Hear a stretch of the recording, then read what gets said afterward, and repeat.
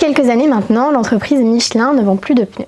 En effet, elle vend des kilomètres parcourus au cours desquels elle assure que ces pneus tiennent la route. Ce qui veut dire qu'elle loue les pneus et qu'elle prend en charge leur réparation ou leur changement en cas de besoin. Ce modèle-là, c'est un modèle dit de l'économie, de la fonctionnalité et de la coopération. C'est un modèle au sein duquel l'entreprise va proposer une solution de biens et de services intégrés afin de répondre au mieux aux besoins de son client, à l'usage ou à la performance d'usage que le client peut faire du produit ou service. Ainsi, on va passer de la vente de moyens, le pneu, à une vente de résultat, la distance parcourue avec des pneus qui tiennent la route. Ce modèle-là, il a le bénéfice de proposer une moindre consommation de ressources matérielles, puisque Michelin n'est plus dans une dynamique de production, et donc de développer des compétences immatérielles qui vont quand même venir satisfaire les besoins du client et accroître son bien-être. Christophe Samples définit l'économie de la fonctionnalité et de la coopération comme étant un système économique dans lequel l'entreprise cherche à atteindre l'efficience économique, c'est-à-dire sa raison d'être. Pour atteindre cette efficience économique, l'entreprise, elle va se baser sur 4 autres types d'efficience. À savoir, premièrement, l'efficience sociale, c'est-à-dire que le but de l'entreprise, ça va être de générer du mieux-être, à la fois individuel pour le client, mais aussi collectif pour la société tout entière. Pour cela, l'entreprise, elle va s'intéresser aux besoins qui se cachent derrière le produit ou service qu'elle propose, et donc pourquoi son client s'intéresse à ce bien ou service. Pour cela, par exemple, on va avoir, quand on pense à une chaudière, on va se demander pourquoi on achète une chaudière. Eh bien, pour se chauffer.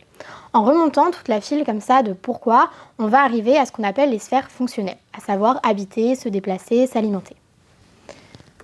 Ensuite, l'entreprise, elle va chercher à développer une logique servicielle.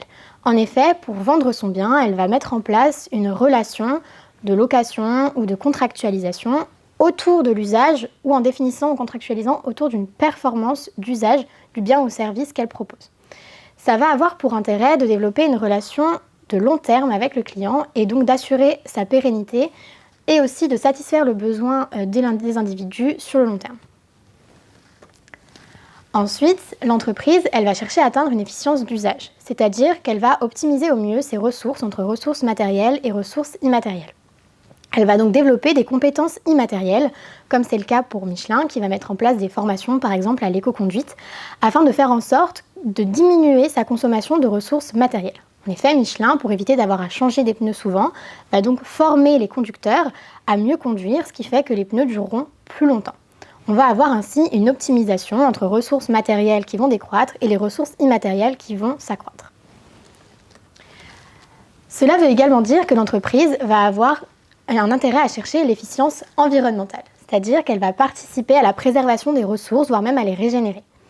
Ça s'opère par le fait que l'entreprise, en mettant une relation de location ou de la contractualisation, elle va avoir un regard sur le cycle de vie du produit ou service qu'elle propose.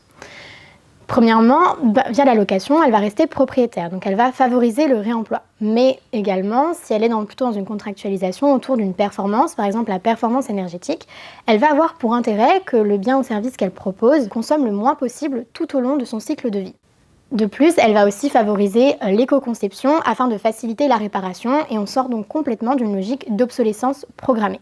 Même si l'économie de la fonctionnalité et de la coopération demande de repenser complètement sa stratégie d'entreprise et que donc c'est un processus de long terme qui demande également l'adhésion des parties prenantes, c'est aujourd'hui une bonne réponse face aux enjeux sociaux et environnementaux comme par exemple la pénurie de ressources.